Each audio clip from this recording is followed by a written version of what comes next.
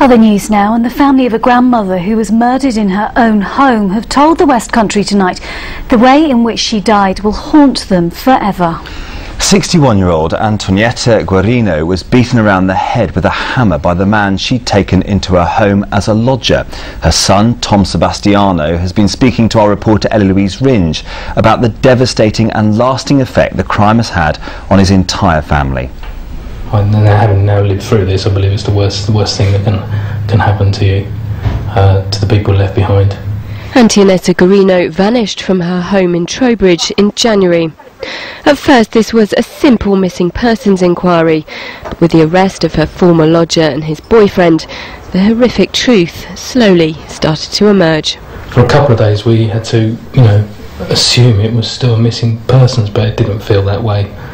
So when the news came 2 days later that Mum was dead, I suppose I'd had 48 hours to kind of accept that that's what I thought it would be.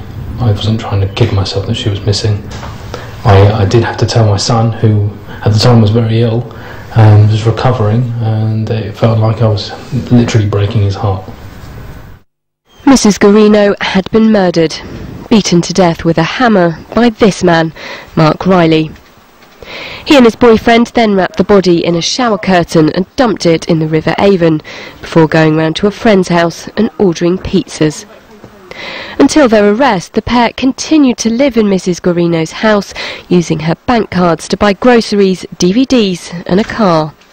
Mark Riley pleaded guilty to murder and was jailed for life. He thought it was okay to do what he did, and he thought it was okay to not only kill my mum, but also to carry on living in her house with his boyfriend and taking and stealing all her stuff. It's just there's no space for that.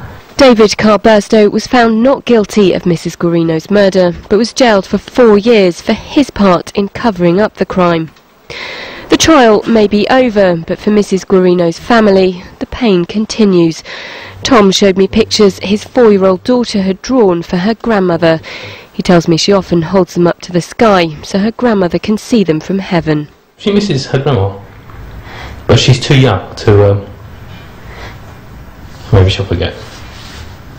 Forgetting is not so easy for the rest of the family. They're now trying to concentrate on the memories of a woman described as gentle, frail and loving. Eloise Ringe for the West Country Tonight.